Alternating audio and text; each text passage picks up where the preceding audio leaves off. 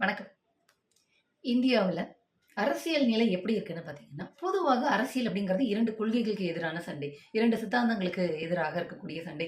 பல்வேறு அரசியல் கட்சிகளுக்கு இடையே அவர்களுடைய அரசியல் குறித்து, செயல்பாடுகள் குறித்து நடக்கக்கூடிய சண்டை அப்படின்னு தான் இருந்தது. ஆனால் பிஜேபி ஆட்சிக்கு வந்ததற்கு பிறகு இந்தியா முழுவதும் ஒவ்வொரு மாநிலங்களையுமே சரி, தற்குறிகளிடையே சண்டை போட வேண்டிய ஒரு நிலைமை மோசமான நிலைமை ஏற்பட்டிருக்கு. இந்த நாட்டுக்கு ஏற்பட்டிருக்கு, தமிழ்நாட்டிற்கும் ஏற்பட்டிருக்கு அப்படின்னு தான் சொல்ல முடியும். நாம் தமிழர் கட்சின்னு ஒரு ஜாம்பி கும்பல் இருந்தது. ஏன்டா ஜாம்பி கும்பல்னு சொல்றோம்னு பார்த்தீங்கன்னா, அவங்களுக்கு மூளையே கிடையாது. சிந்திக்கிற திறனே கிடையாது. நாம் தமிழர் கட்சி, தமிழ் தேசியம் கொள்கை அப்படிம்பாங்க. அத பத்தி பேச சொன்னா அவங்களுக்கு ஒண்ணுமே தெரியாது. ஆனா தமிழ் தேசியம் அப்படின்னு தற்சார்புன்னு பேசுவாங்க. தற்சார்பு தான் தமிழ் தேசியம் அப்படிங்கிற ஒரு ஒரு இப்படி ஒரு கொள்கை இருக்குமா? அப்படிங்கிறது ரொம்ப ஆச்சரியமா இருக்கு. தற்சார்புங்க அப்படிங்கிறது ஒரு பொருளாதார டெவலப்மென்ட்டுக்காக இருக்கக்கூடிய கொள்கை. ஆனால் அவங்க பேசுற நாம் தமிழர் கட்சி, தமிழ் தேசியம் அப்படிங்கிறது முழுக்க முழுக்க வேற. தமிழர்களின் உரிமை சார்ந்தது, சுயாட்சி சார்ந்தது. ஆனால் அது குறித்து அவங்க பேசவே மாட்டாங்க. கருத்தியல் ரீதியா பேச மாட்டாங்க. ரொம்ப ஆபாசமா தான் அவங்க பேசுவாங்க. பெண்கள் அப்படின்னா கேட்கவே வேண்டாம். அந்த கட்சியில் இருப்பவர்களுக்கு ஒரு அரசியல் கட்சின்னா என்ன? அவர்களுடைய பணி என்ன? இந்தியாவில் அரசியல் கட்சிகளோட நிலைமை என்ன? மாநிலங்களுடைய நிலைமை என்ன? அப்படிங்கிறத பத்திலாம் எதுவுமே தெரியாது. கருத்தியல் ரீதியா பேசவே மாட்டாங்க.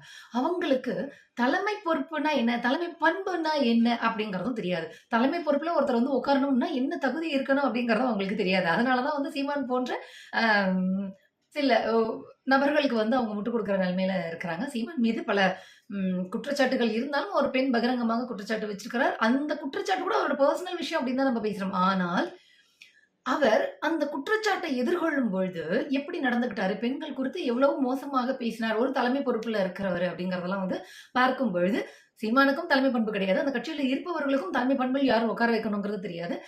மிக முக்கியமாக நாதக அப்படிங்கிறது தேர்தலின் போது ஓட்டு பிரித்து பணம் பார்ப்பதற்காக தொடங்கப்பட்ட ஒரு கும்பல் அப்படின்னு சொல்லலாம். அந்த வரிசையில தமிழக வெற்றிக் கழகம்னு விஜய் ஒரு கட்சிய தொடங்கியிருக்கிறாரு. இவருக்கும் இந்த 2026ல குடுக்கப்பட்ட அஜெண்டா என்ன அப்படின்னு பார்த்தீங்கன்னா, சிறுபான்மையினர் ஓட்டுகளையும், தலித் ஓட்டுகளையும் எப்படியாவது திமுக கிட்ட இருந்து பிரிச்சு வாங்கிரணும் அப்படின்னு. ஏன்னா அதிமுக, பிஜேபி கூட்டணிக்கு இவர்கள் வாக்களிக்க மாட்டார்கள். சரி. அவங்கள திமுகல இருந்து பிரிச்சு எடுக்கணும் அப்படிங்கும்போது, அவங்களுக்கு ஒரு ஆல்டர்னேட் ஃபேஸ் தேவைப்படுது அப்படிங்கிறனால விஜய் இறக்கி விட்டுருக்காங்க. விஜய் இதுவரைக்கும் மக்கள் பணியோ, சமூக சார்ந்த எந்த கருத்துக்களோ, இந்த தமிழ்நாட்டுக்கு ஏற்பட்ட சிக்கலை எதிர்க்கும் விதமாகவோ அவர் இதுவரைக்கும் எதுவுமே பேசல. சரி அரசியலுக்கு வரல, அதனால பேசலன்னு விட முடியாது. ஏன்னா சமூகத்தில் ஒரு ஒரு அதிகாரம் பெற்றவராக, அந்தஸ்து பெற்றவராக அவரு இருக்கிறாரு. அவருக்குன்னு ஒரு பெரிய ஒரு கிரவுட் இருக்கு. அவர நம்பி பல கோடி ரூபாய் போட்டு படம் எடுக்கக்கூடிய அளவுக்கு ஒரு வலுவான ஒரு மனிதராகவே இருந்திருக்கிறாரு. அதை மீறியும் அவர் இந்த தமிழ்நாட்டினுடைய சிக்கல்கள் குறித்தோ, தமிழ்நாட்டினுடைய உரிமைகள் குறித்தோ, சுயாட்சி குறித்தோ, இங்க இருக்கக்கூடிய மக்களினுடைய சமத்துவம் குறித்தோலாம் அவர் எதுவுமே பேசல. இப்ப கட்சி தொடங்கினோன நான் பேசுவேன் அப்படின்னு முயற்சி பண்ணிட்டு இருக்காரு. இன்னும் முழுசா எதுவும் பேசல. அவருடைய செயல்பாடுகள பார்த்தாலே நம்மளுக்கு தெரியுது. ஷூட்டிங் முடிச்சுட்டு தான் அரசியலுக்கு வருவேன் அப்படிங்கிறாரு. கட்சி தொடங்கின உடனே ஷூட்டிங் முடிச்சுட்டு அப்புறமா நான் ஃப்ரீ டைம்க்கு அப்புறமா நான் மக்களுக்கான அரசியல் பேசுவேன் அப்படிங்கிறாரு. அப்படி பேசின சில மாதங்கள்லயே அவருக்கு ஓட்டு போட்டு அவர முதலமைச்சரா ஆக்கிடணும் அப்படிங்கிற எண்ணமும் அவருக்கு இருக்குது. இதுல கவனிக்கப்பட வேண்டிய விஷயம் என்ன அப்படின்னா, நாதகல இருக்கக்கூடியவர்களை எப்படி சீமான் சிந்தனை திறனற்றவர்களாக வைத்திருந்தாரோ, அதே மாரி தான் விஜயும் தன்னுடைய கட்சியில் சிந்தனை திறனற்ற கும்பலை சேர்த்துட்டே இருக்கிறாரு. அண்மையில ஒரு விஷயம் நடந்துச்சு.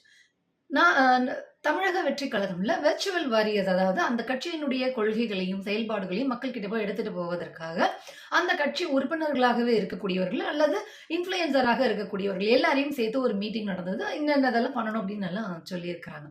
அதாவது அவர்கள் தங்களுடைய கட்சியை வளர்ப்பதற்காக கட்சிக்காரர்களையும், இன்ஃப்ளூயன்சரையும் பயன்படுத்திட்டு இருக்காங்கன்னு தெரிய வருது. இப்ப ரீசென்ட்டா விஷ்ணு அப்படிங்கிறவர், அவர் தாவேகா கட்சியினுடைய உறுப்பினர்ன்னு சொல்றாங்க. இன்னும் சரியான இன்ஃபர்மேஷன் வரல. ஆனா தாவேகா கட்சியினுடைய விர்ச்சுவல் வாரியர் அப்படிங்கிறது தெரியுது. அவர் விஜய் கட்சியினுடைய உறுப்பினராக இருப்பதற்கு தான் அதிக வாய்ப்பு இருக்கு. ஏன்னா அவரோட வீடியோஸ் எல்லாமே பார்த்தீங்கன்னா, ரொம்ப ஒரு அதிகார துணியில, உரிமை குரல்ல அவர் அந்த தாவேகா கூட்டங்கள்ல உட்கார்ந்து பேசுறது நமக்கு தெரியுது.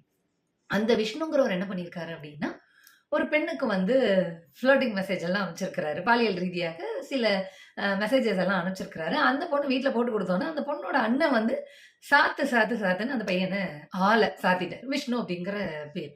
இப்ப இந்த விஷயம் தெரிய வந்தோனே, எல்லோரும் அரசியல் களத்துல இருக்கவங்க, "பாருங்க உங்க கட்சிக்காரங்க இப்படி பண்றாங்க" அப்படின்னு சொல்றாங்க. பொதுவாக திமுக கட்சிக்காரர்கள் கேட்டீங்க அப்படின்னு சொன்னா, திமுகவில் ஏதோ ஒரு ஒரு ஒரு உறுப்பினர் நிலையில் இருக்கக்கூடியவர் ஒரு தவறு செய்தால், அந்த கட்சிக்காரங்க யாரும் முட்டு குடுத்து பேசவே மாட்டாங்க. ஆமாம், அவர் செய்தது தவறு. கட்சியிலிருந்து நீக்கிட்டாங்க, பொறுப்புலருந்து எடுத்துட்டாங்கன்னு சந்தோஷப்படுவாங்க. அ அர தலைமை செய்தது கரெக்ட்டு, கட்சி செய்தது கரெக்ட்டு. இது இன்னுமே வந்து செஞ்சிருக்கணும். இன்னும் ஸ்ட்ராங்கா செஞ்சிருக்கணும்.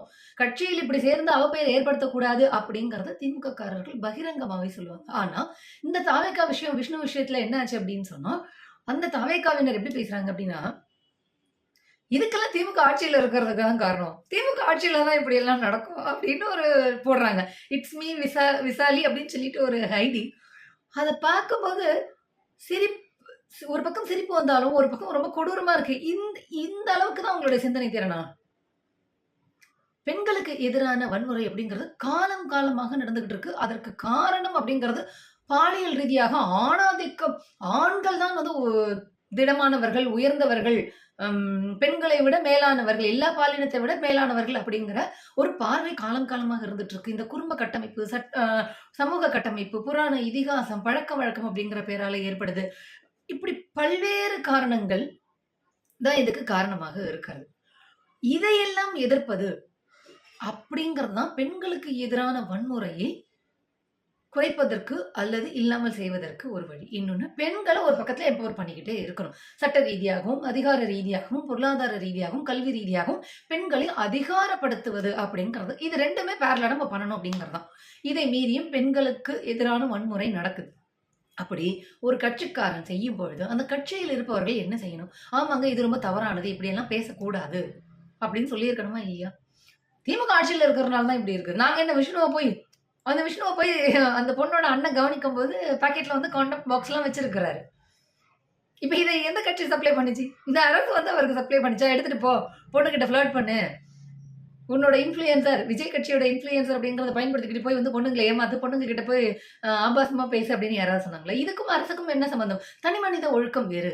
ஆர்எஸ்எஸ், பிஜேபி போன்று ஒரு அமைப்பாவே திரண்டு பெண்களுக்கு எதிரான வன்முறையை சித்தாந்த ரீதியாக கட்டமைத்து ஊக்குவிப்பது அப்படிங்கிறது வேறு. மணிப்பூர்ல பிஜேபி ஆள்ற கட்சி தான்.